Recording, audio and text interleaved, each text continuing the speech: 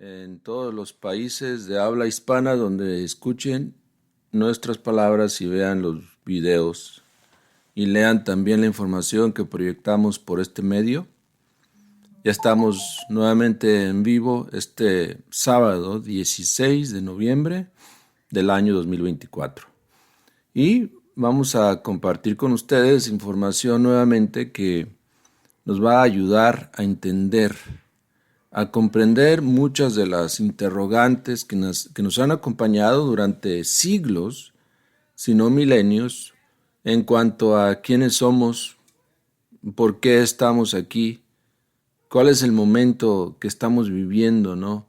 ¿Qué viene para nosotros después y qué fuimos antes de lo que somos ahora? Son inquietudes muy poderosas que existen siempre en el pensamiento humano y que aquí en la Gnosis nosotros les damos seguimiento porque nos interesa compartir el mensaje del despertar de la conciencia.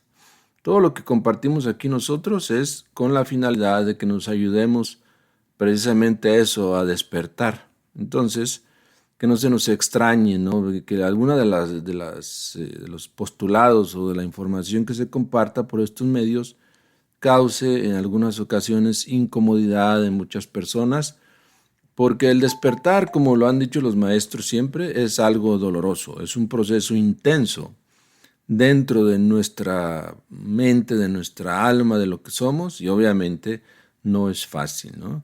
Si alguien te dice, no, el despertar de la conciencia es fácil, es el salto cuántico, serás feliz eternamente. Sí, ¿no? A largo plazo, pero por ahora lo que la humanidad necesita es la revolución espiritual, la revolución de la conciencia.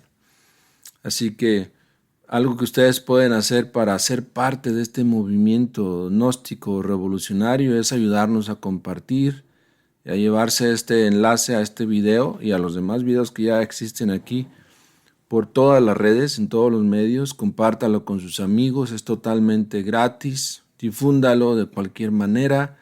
Haga videos cortos, súbalo a TikTok, etcétera, etcétera. Pero no use inteligencia artificial, eso sí. Aunque claro, en todos, de hecho aquí, ¿no? Tenemos inteligencia artificial en el teléfono, en la cámara, en el audio, todo.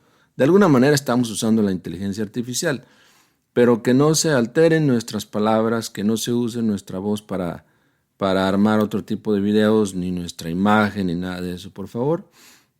Pero si nos mantenemos siempre, ¿no?, cerrados en ese aspecto de que nos mantengamos compartiendo sabiduría y luz y amor, todo va a estar bien. También otra de las cosas que ustedes pueden hacer para ser parte de este movimiento revolucionario gnóstico es participar de los cursos que hacemos ya en forma cerrada, privada, porque una cosa es lo que proyectamos aquí los sábados, y esto va para todos los gnósticos, estudiosos de todo el mundo, y aquí promovemos inquietudes, pero lo que realmente hacemos ya en grupos cerrados es preparar personas, preparar candidatos a ser misioneros gnósticos. Entonces ahí tú ya puedes hacer algo más directamente por la humanidad, por tus semejantes y por ti mismo, porque al dar la misión, como quiera que es el tercer factor y es el sacrificio por la humanidad, ese sacrificio siempre te lleva a transformaciones maravillosas, te ayuda a cancelar tus deudas kármicas, obviamente te ayuda a vivir una vida mejor, más equilibrada, con mayor felicidad. Así que nosotros siempre estamos ya desde hace algunos años impartiendo cursos para misioneros gnósticos y los preparamos de una forma muy dinámica, muy diferente a lo que se ha conocido antes, y todos salen precisamente listos para hacer la batalla de la luz contra las tinieblas a través de todos los medios, ¿no?, de difusión masivas, plataformas y todo. Y obviamente pues estamos trabajando en ese sentido. Si a usted le interesa ser parte de alguno de esos cursos, necesita ponerse en contacto con nosotros en forma privada por WhatsApp. Aquí arriba aparece mi número, o aquí en la página, o por mensaje aquí también en la página en Messenger. Y bueno, vamos a empezar entonces. Sigan compartiendo, por favor, comenten, pregunten en cualquier momento, desde ahora hasta todo lo largo del tema. Cualquier pregunta, escríbanla ahí, por favor, y en su momento le daremos seguimiento.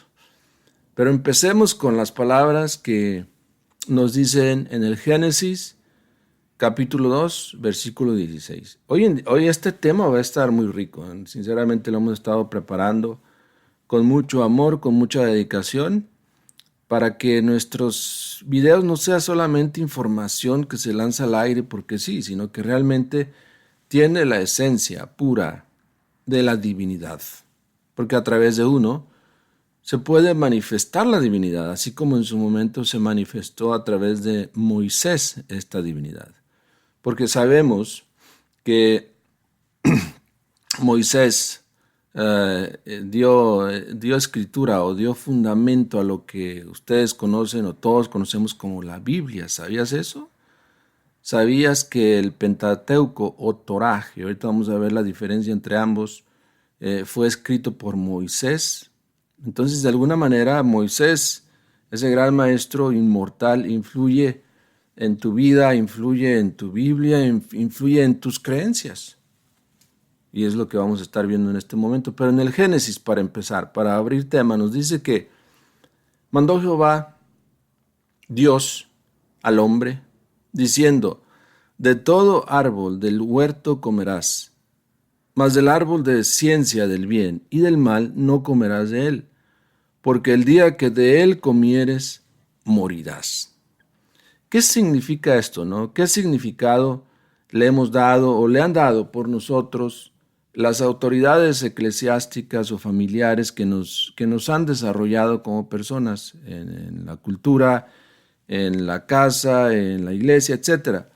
¿Qué significado le han dado para nosotros? ¿Y cuál es nuestra comprensión de esas palabras? Es que realmente todo se reduce a eso, a que había árboles preciosos en el Edén y que nos atrevimos a comer de aquel que no debíamos comer, y ese fue lo que originó nuestro castigo, ser expulsados del Edén.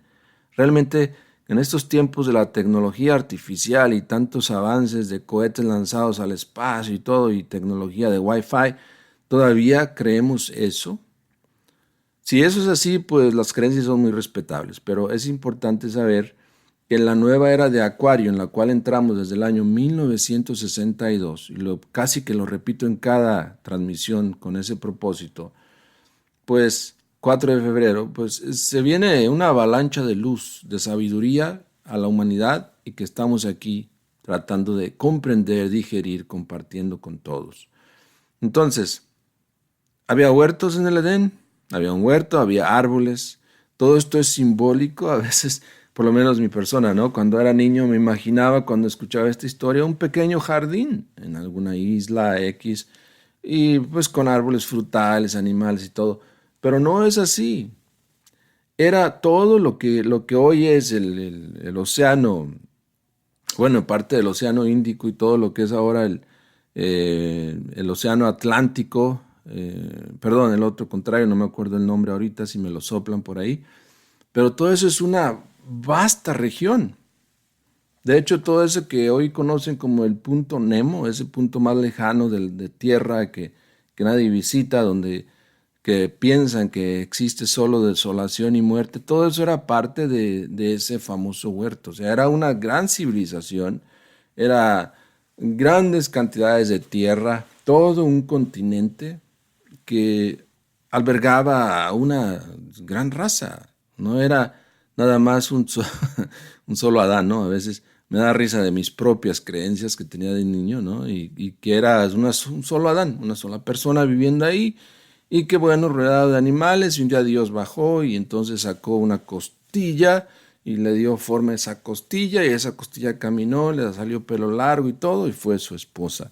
Eso me imaginaba yo. Pero en realidad no es así, era toda una raza vasta, enorme, que vivió en esos tiempos. Se le llamaba el Edén porque en esos tiempos la raza estaba viviendo en una cuarta vertical, en una cuarta dimensión. Todavía no había sido expulsado, todavía no había caído ese Sefirot abajo, a la tierra. Todavía Malkut no existía siquiera. La tierra todavía no era del todo física, estaba entre etapas de ser física y ser etérica. Todos sabemos de leyendas, por ejemplo, de islas que precisamente son así, que en un tiempo se desaparecían y luego con el tiempo reaparecían, o montañas, etcétera.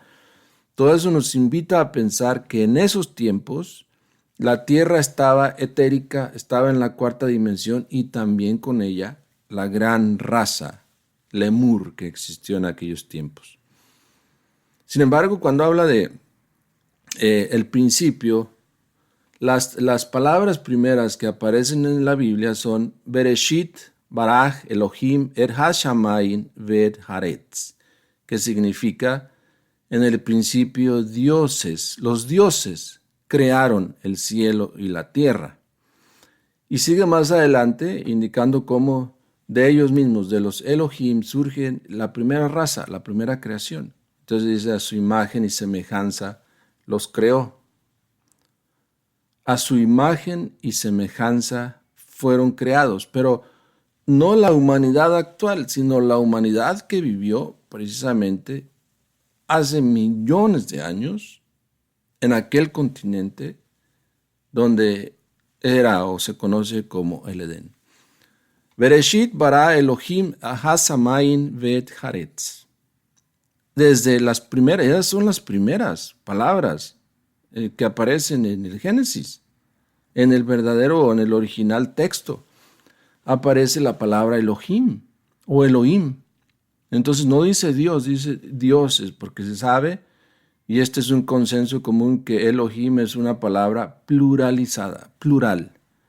En la Gnosis se nos enseña que es dioses y diosas, porque tiene también una terminación pues masculina y el principio es femenino.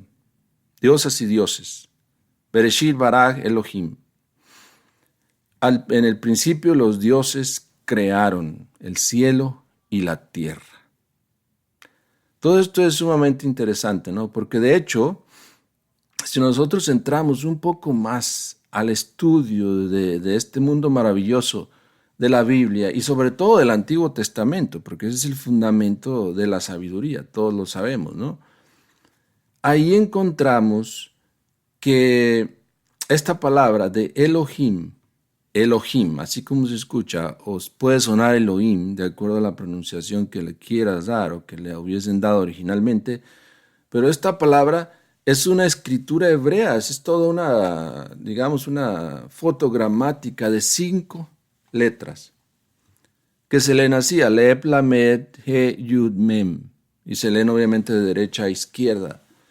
Estas 5 letras son poderosas.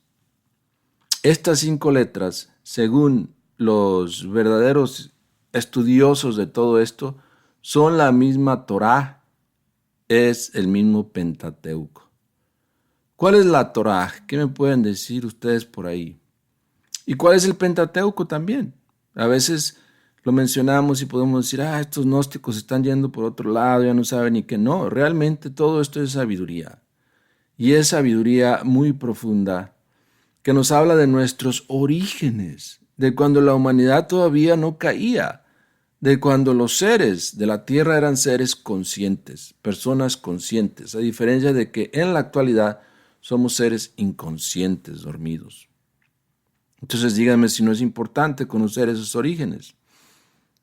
Elohim o Elohim en hebreo es una palabra que generalmente se refiere a la deidad, a la divinidad. No siempre a un dios, sino a dioses. Se utiliza en forma siempre plural. Elohim es el plural de Eloah. Entonces, si quieres decir Eloah, puedes decir Elohim. Eloah por sí significa macho-hembra, hombre-mujer. Las dos almas, la masculina y la femenina, en una forma elevada. Entonces, Elohim es la constitución de todos los machos hembras, de todos los dioses y diosas del universo, cuando emanan del Ein Sof y se convierten en el Ein Sof Aur, dando el origen a los mundos, planetas, todo lo que existe en la creación. Entonces Eloah es lo mismo, pero se refiere a un Elohim o a un dios diosa, a un hermafrodita. Elohim es la suma de todos ellos, por eso es plural, por eso es dioses y diosas. Mas este está relacionado con dioses, como ya sabemos, dado que es utilizada también en el Tanaj como una forma de referirse a Jehová. Los eruditos indican que dicha expresión es utilizada en los textos como un plural majestático o superlativo de Dios, es decir, dioses. En el Génesis 2.4 nos dice, estos son los orígenes de los cielos y de la tierra cuando fueron creados el día en que Elohim, Jehová, hizo la tierra y los dioses. Se enfatiza una vez más Elohim, Jehová, Yod-He-Vau-He, las 4 letras, como ya decíamos, que forman también la pentalfa y que vienen a ser, obviamente, el Pentateuco. ¿Qué es la Torá? Hablamos de eso. La Torá, que no debe confundirse con el Tanaj o la Tanaj, que en su conjunto pues es la Biblia, ¿no? La Torá es en hebreo, es la instrucción, la enseñanza, la doctrina que viene contenida en la compilación de los primeros 5 libros de la Biblia hebrea. Si queremos los nombres, ya los conocemos, bueno, y si no hay que conocerlos, Génesis, Éxodo, Levítico, Números y Deuteronomio. Esos 5 libros forman ese Pentateuco en el cual está contenido maravillosamente la Torá, la enseñanza. Qué es maravilloso todo esto. Y todos debemos descubrirlo dentro de nosotros. El Pentateuco, digamos, es la relación que se hace ya en el cristianismo actual y viene a ser, pues, lo que es el mismo Torá en la antigüedad. Así que esos libros primeros, esos 5 libros, fueron escritos por lo que es, o por quien fue y es Moisés, quien es un maestro autorrealizado, inmortal, según lo dice el gran maestro Samael Aun Weor. Interesante todo esto.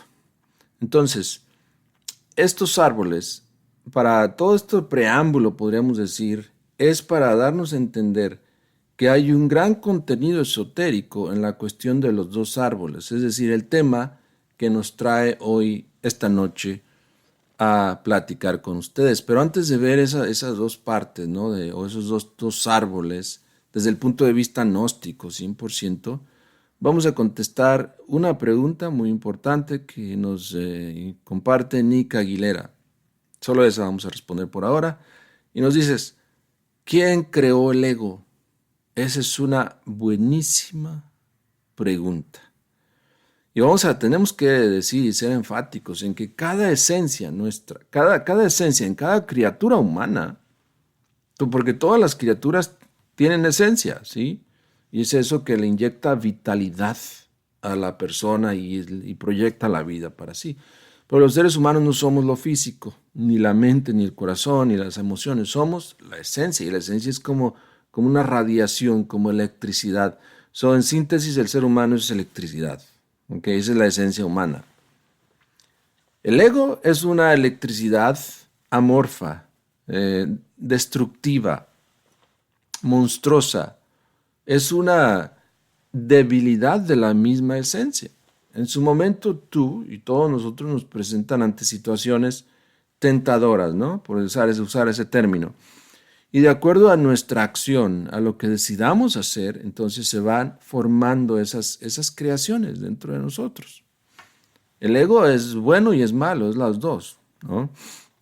Es degenerativo, entonces es básicamente el ego es energía desviada que deviene de la misma desobediencia o descuido de la esencia por estar atento o estar alerta. Entonces, el ego se va a desarrollar si nosotros vivimos inatentos, si vivimos una vida descuidada, si vivimos en la pereza, etcétera, etcétera. Si no nos preocupamos por trascender el estado en que estamos, el ego y diferentes ramas y variaciones del ego se van a formar y se han venido formando.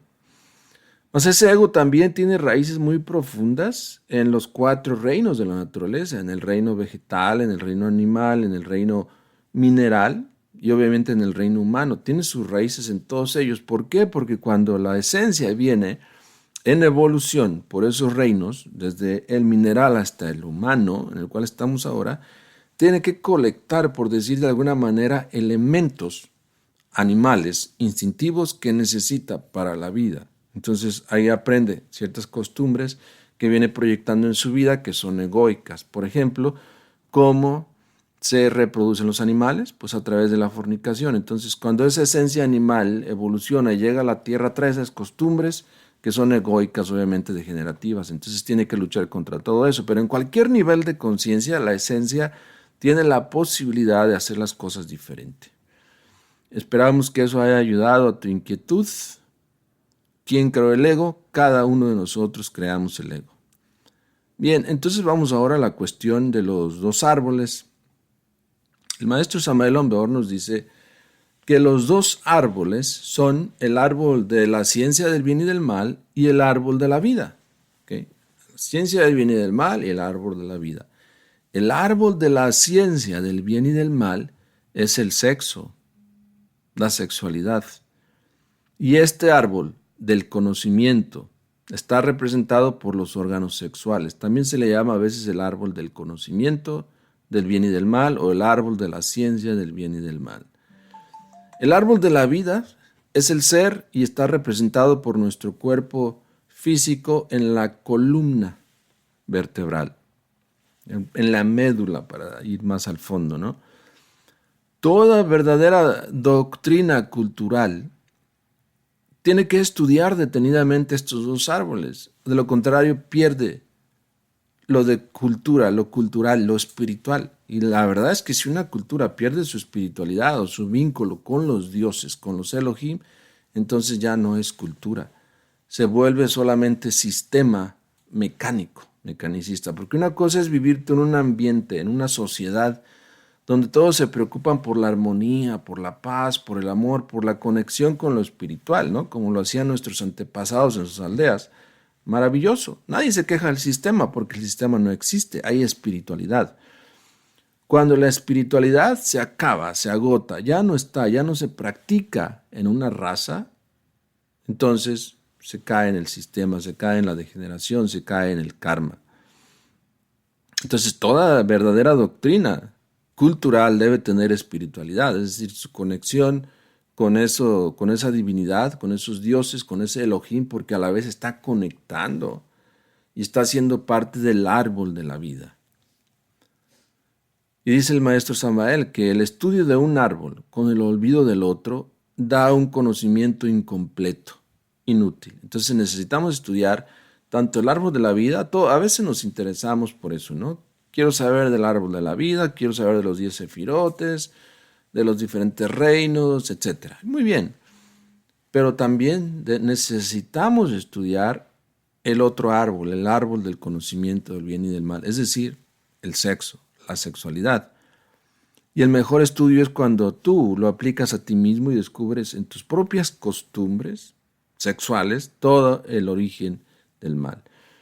En el antiguo Egipto, nos dice el gran maestro Samael, que se estudiaba a fondo la doctrina de los dos árboles. La sombra fatal del árbol de la vida es el yo. O sea, cada árbol tiene su sombra. El árbol de la vida es el yo. Es decir, la proyección de la misma energía hacia abajo. ¿Sí? Y la sombra fatal del árbol del conocimiento es la fornicación. La gente toma las sombras por la realidad. ¿De qué sirve estudiar al ser? Nos interesa estudiar al ser, pero si desconocemos el sexo, no tenemos un fundamento serio en ese conocimiento del ser. Ambos árboles son del Edén y hasta comparten sus raíces. Estas son las dos grandes columnas torales de la logia blanca, sabiduría y amor. La sabiduría es el árbol de la ciencia del bien y del mal. Y el árbol, o el amor, es el árbol de la vida. Ok, si tienen preguntas sobre estos dos árboles, ahora es el momento, ¿no? Porque casi nunca entablamos este tema, ahora tomamos la decisión de hacerlo para bien de todos y vamos a contestar sus preguntas si entienden lo que son estos dos árboles y sus sombras, ¿no? Y qué estudio debemos hacer sobre ellos. Es importante saber también. El que acaba con la fornicación se convierte en un Cristo, es decir, desarrolla todo el árbol, se convierte en un Elohim, en un Dios diosa. Y la suma de todos ellos, ya dijimos, o más bien cada uno de ellos es un Eloah. La suma de todos los Elohahs, de todos los dioses particulares, nos da como resultado un Elohim, que como ya dijimos, se escribe en hebreo con 5 letras muy importantes, que también son el mismo Pentateuco, la pentalfa, la estrella de 5 puntas. Vamos entendiendo toda la maravillosa relación que hay en todo lo que aprendimos o hemos aprendido o estamos aprendiendo en el conocimiento gnóstico y cómo es realmente trascendental el momento para nuestra alma. Todo esto nos sirve para entender, ¿no?, que necesitamos transformarnos. Porque también recordemos que en el Génesis 3:6, la mujer que había salido ya de la costilla de Adán, vio que el árbol era bueno para comer y que era agradable a los ojos, y el árbol codiciable para alcanzar la sabiduría, y tomó de su fruto y comió. Después dio de él a su marido cuando él estuvo con ella y empezó a comerlo. ¿Qué significa eso? ¿Realmente creemos en estas alturas de la vida que todo el mal de la tierra y de la humanidad se resume en ese momento o en esa imagen o en esa escena imaginativa que tenemos nosotros y que nos han difundido a través de los siglos? ¿Realmente creemos que todo el ego y las guerras y el dolor y la amargura y la miseria y muerte y todo se reduce a eso, a que se comió una fruta de un árbol prohibida? Les pregunto. Pues no, obviamente en estos tiempos debemos desarrollar nuestro conocimiento y entender que los dioses de esa época fueron tentados por los demonios. Los demonios ya existían en su momento también, que son los sefirotes caídos. Ellos organizaron grandes luchas contra los seres inefables, los seres despiertos que en esos tiempos existían, los Elohahs o los Elohims, y los tentaron. Entonces les empezaron a hablar de eso, ¿no? Y les hablaban así simbólicamente, le decían: come del árbol, tú sabes del árbol, come del árbol, es para ti, no te creas del mandato de los dioses. Básicamente incitaban en la mente y en lo profundo de la psiquis de esos seres a la fornicación. El trabajo fue empezar. Ya después ese vicio gustó mucho a los seres habitantes de la tierra de esos tiempos, porque como quiera que despertaba en ellos pasiones muy bajas y muy profundas que traían desde que eran animales, pues buscaban o gustaron de eso y buscaban siempre la continuación de eso, sin saber que cada vez que continuaban eso, que practicaban eso, estaban acercando más y más a la muerte, al precipicio, a la degeneración, a la generación animal, como diría el maestro, porque en la actualidad la sexualidad, casi en la gran mayoría de los seres humanos, es practicada de una forma animal, no sutil, no espiritual. Pero hay una profunda relación entre la fuerza sexual con la espiritualidad, porque a través de esa fuerza sexual debidamente canalizada hacia adentro y hacia arriba, tú puedes conectar con tu Elohim particular. Te puedes volver un Elohaj y ser parte de los Elohim. Cuando eso pasó en el Génesis 3:6, Jehová dijo: mira que el hombre ha llegado a ser como uno de nosotros, al comer de lo bueno y de lo malo. Y ahora, para que no alargue la mano y efectivamente tome fruto también del árbol de la vida y coma y viva hasta tiempo indefinido, de modo que expulsó al hombre y lo situó al oriente del huerto, y situó al oriente del huerto querubines, y la hoja llameante de una espada que daba vueltas continuamente para guardar el camino del árbol de la vida. Nosotros tenemos acceso al árbol de la ciencia del bien y del mal, al árbol del conocimiento, pero no tenemos acceso al árbol de la vida. Los Sefirot son regiones, mundos paralelos. Mucho se habla en estos tiempos, ¿no? Sobre todo en la ciencia de los mundos paralelos. de las multidimensiones, ¿no? Pero en realidad, de la realidad alterna, pero en realidad son solamente ensoñaciones de la mente de esas personas. La verdad es que no tenemos acceso al árbol de la vida. Bueno, y si aquí hay alguien escuchando que sí tiene acceso al árbol de la vida, pues que dé su testimonio, ¿no? No estamos en contra de eso. Obviamente la enseñanza gnóstica, el maestro Samael la dio con esa finalidad de que todos empecemos a vibrar con las fuerzas superiores y que entremos y que reconquistemos nuestro árbol de la vida. Es decir, que encarnemos y activemos y hagamos realidad a los 10 séfirots del árbol cabalístico. Pero no es fácil. Y una cosa son los hechos y otra cosa son las fantasías, ¿no? Lamentablemente. Hay muchas fantasías, pero muy pocos hechos. Si el hombre, fíjense eso, si el hombre hubiera podido comer de los frutos deliciosos del árbol de la vida, entonces tendríamos ahora dioses fornicarios. Esta hubiera sido la peor maldición de las maldiciones, el sacrificio más terrible, lo imposible. La espada flamígera de la justicia cósmica se revuelve encendida, amenazadora y terrible, guardando el camino del árbol de la vida. Entonces, nadie puede entrar, tomar el camino del árbol de la vida, es decir, encarnar los 10 séfirots, si no trabaja con la sexualidad. Porque obviamente la sexualidad practicada equivocadamente nos llevó a la degeneración, a la caída de los sefirots. Ahora, reiniciar ese proceso, abrir esos chakras y esas iglesias en nuestra columna y encarnar al ser y ser realmente un árbol verdadero, pues nos va a costar mucho trabajo. De hecho, ¿no? Esto podría ser un adelanto para los días que vienen de Navidad y eso. Ese es el árbol de la Navidad. Cuando alguien nace por segunda vez en esas regiones, porque hay que nacer en esas regiones también con la creación de los cuerpos solares, entonces poco a poco y la encarnación de la luz, de la divinidad en uno, del Logos, se prenden esas luces simbólicas del árbol de la vida. Por eso es un pino, ¿no? Y el pino es el árbol de la era de Acuario. Pero necesitamos trabajar sobre nosotros mismos con el árbol del conocimiento, del bien y del mal.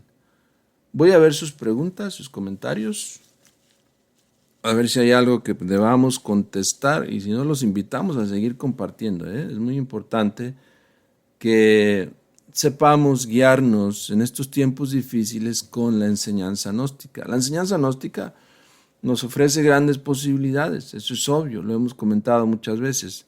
Solo hay un problema, que hay que ponerla en práctica y a veces no sentimos las ganas, la energía para hacer las prácticas, siendo honestos, ¿no? Pero les voy a decir algo, realmente cuando se forma o uno forma parte de grupos más cerrados, más dedicados en sí al trabajo, en síntesis, entonces sí sientes ganas de practicar. Entonces sí llevas a cabo las prácticas y vas viendo resultados en ti mismo. Porque la gnosis es cuestión de practicar y resultados. ¿Quieres resultados sin practicar? No los vas a encontrar. Bien, vamos a ver qué nos dicen. Nika Aguilera dice, ¿cómo se sabe cuando ya se abre una iglesia? Esas son palabras para un iniciado. Cuando se abre una iglesia, el iniciado lo sabe. Y quien lo sabe, nadie lo va a divulgar, porque son vivencias muy especiales. Pero sí podemos decir cómo puedes abrir esa iglesia. Después de años y años de estar practicando el arcano AZF, entonces tú puedes abrir esas iglesias internas. Se abren primero los chakras. Y los chakras son vórtices de energía, magnetismo que está en nuestro cuerpo, en nuestros cuerpos, de hecho. De hecho, tienen su base en el cuerpo astral y de ahí cubren nuestros cuerpos físicos y cuerpos superiores. Los chakras son como canales o más bien como bases donde los canales de energía de logos vienen y llegan a nosotros y nos dan la vida, la vitalidad, etc. Entonces la pregunta es, ¿cómo abrir estos chakras para que en su momento, en el proceso de iniciación, se conviertan en iglesias, transmutando la energía creadora. Vamos a ver. ¿Cuál es, Miguel Vargas, preguntas? ¿Cuál es la manera correcta de transmutar la energía sexual? ¿Sería mucho detalle? Los invitamos, el maestro Samael nos dice, ¿no? Imitium virilis vaginam sine ejaculation seminis. Digamos que esa es la base fundamental, pero cómo se hace el trabajo y todos los pormenores en los grupos cerrados, estudiamos todo eso con mucho gusto. Ok, el fruto del pino tiene algo que ver con la glándula pineal, venerado por muchas doctrinas, efectivamente. Y hay una práctica que está en nuestra página, la nueva era de acuario.org, que tú puedes hacer con el pino y te regenera tu glándula pineal, efectivamente. Sustancias maravillosas ahí en el pino. En el elemental, obviamente. El árbol, no sé qué uso se le pueda dar, si es... si se come, si es digerible o no, si sea tóxico, la verdad no tengo conocimiento de eso. Sé que hay personas que lo usan como en tés o infusiones, etcétera, pero no recomendaríamos que lo consumas, pero sí te recomendamos que uses lo que es el incienso, la gomita que sale del árbol como incienso y hagas tus prácticas con ello, obviamente. Tiene poderes para regenerar la glándula pineal, efectivamente, sí. Bien, vamos a ver. Entonces, cuando comimos el fruto prohibido, apareció Malkut, que es donde debemos trabajar, pagar karma, etcétera. Es una forma de entenderlo, Rebeca. Así es, gracias por la pregunta. Y es que Malkut estábamos en el cuerpo etérico. Malkut es como una duplicación de ese mismo cuerpo etérico. O sea, se cayó parte de los éteres del cuerpo etérico, se cayeron, entonces por castigo hemos quedado aquí viviendo en este cuerpo físico. Aunque también tenemos vida en el mundo etérico, el mundo astral y mundo mental, etcétera, pero no somos conscientes de eso porque son universos paralelos. Es decir, nuestro ser, nuestra alma puede tener una chispa viviendo ahí, como tiene una chispa viviendo aquí en el mundo físico, pero no somos conscientes de eso. Pero sí, por eso estamos aquí en Malkut y la manera de solucionar el problema, pues es volviendo al Edén, ¿no? Trabajando en el arcano AZF. Dice el venerable maestro, nos dice Edison, que para la autorrealización solo con estudiar y vivir uno de sus libros lo puede lograr. Libro de cabecera, Psicología Revolucionaria. Saludos desde Colombia. Exactamente, sí. Cada uno podamos vivir uno de esos libros intensamente, ¿no? Por nuestra parte, pues como estamos en esto de la misión, pues tenemos que estar muy bien documentados, instruidos y saber guiar a la humanidad. Gracias por tu comentario, excelente.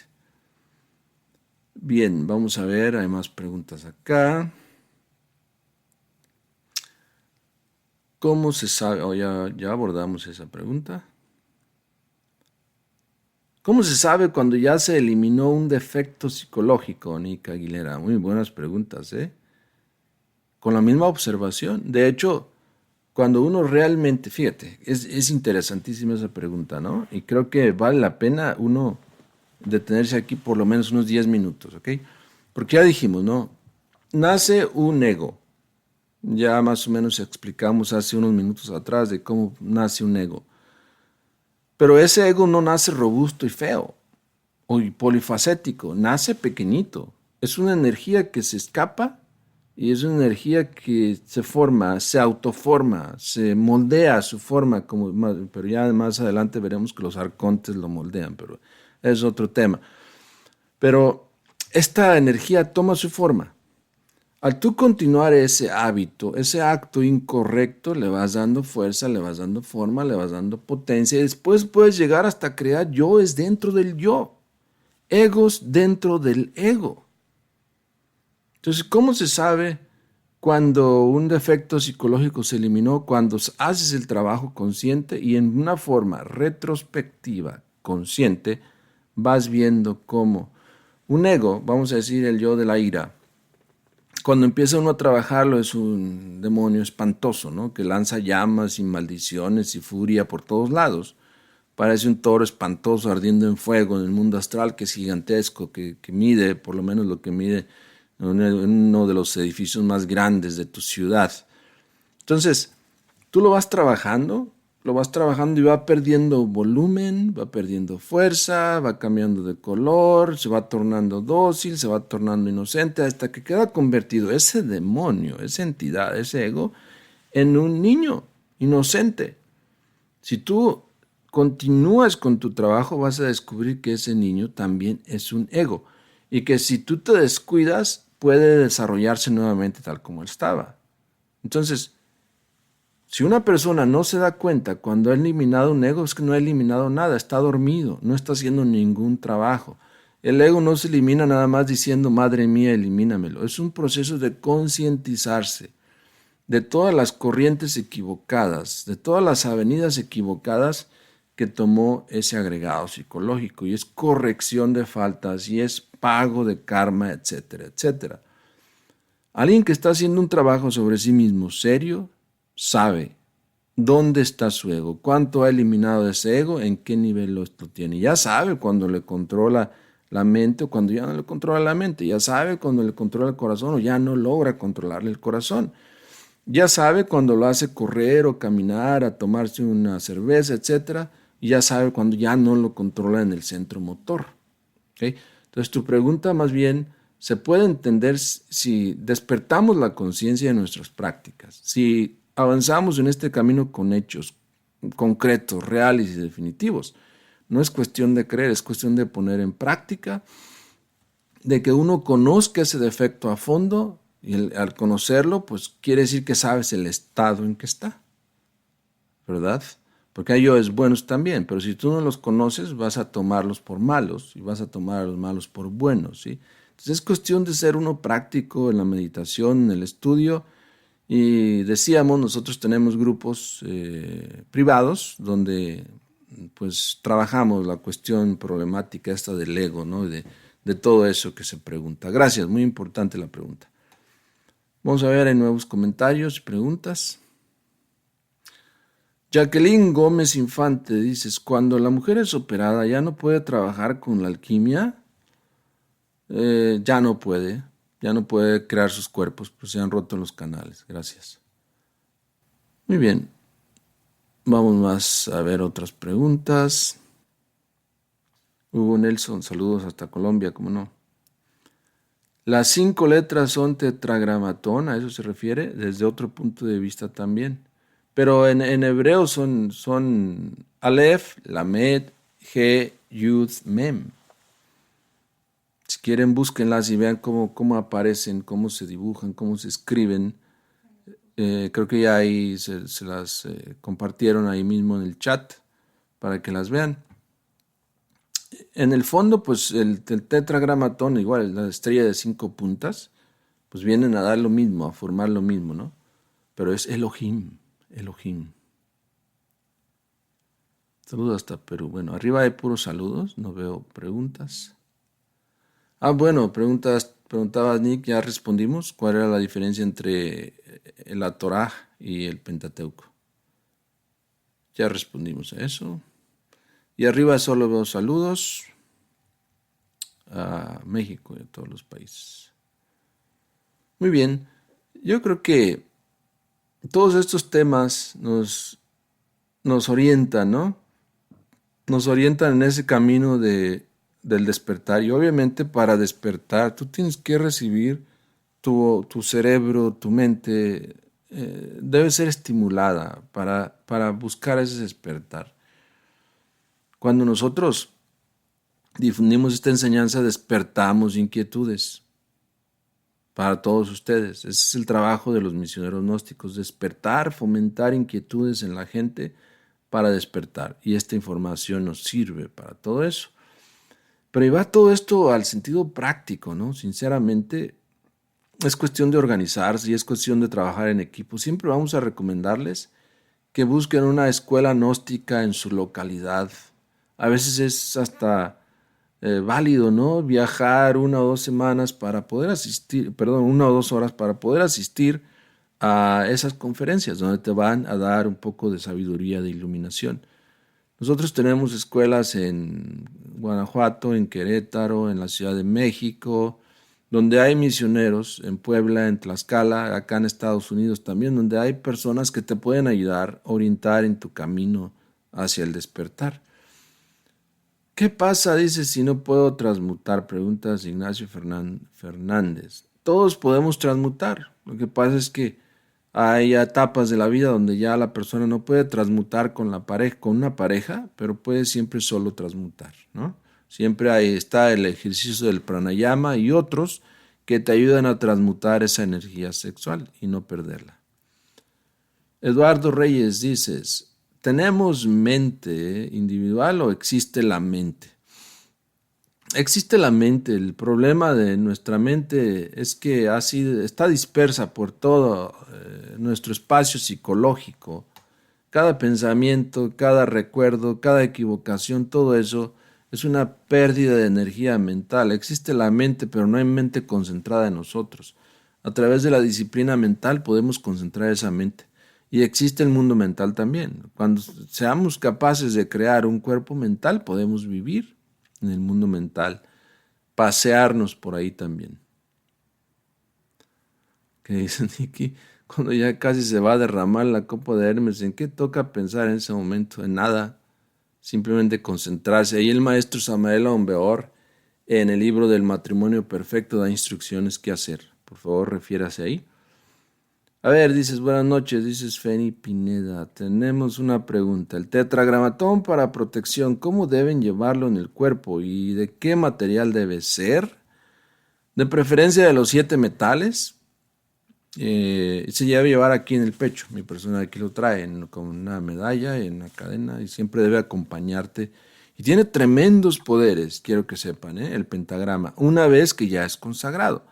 Porque si tú compras uno, y dicho sea de paso, en las tiendas comunes te lo venden de pura plata, o de puro oro, o de otro material, ni siquiera sirve. Que necesita por lo menos que sea de oro puro, pero es preferible que sea de los 7 metales, ¿no? Y una vez que ya lo tienes, hay que consagrarlo, es decir, darle vida a esos elementos para que realmente haga su trabajo, ¿no? Y eso solamente los misioneros gnósticos lo pueden hacer por ti. Make America Great Again, exactamente, es lo que decimos. Gracias, Eduardo Reyes. Bueno, ya veo que esperamos les haya servido esta información. Gracias y nos vemos la próxima semana. Sigan compartiendo, comuníquense con nosotros si tienen inquietudes de ser parte de un estudio más serio de la gnosis, más en privado, y si quieren ser misioneros gnósticos también. Siempre estamos nuevamente realizando cursos cada año. El de este año ya pasó, pero el próximo año pues obviamente tendremos otro, donde toda persona debidamente preparada puede llegar a ser misionero gnóstico. Muchas gracias, buenas noches, paz en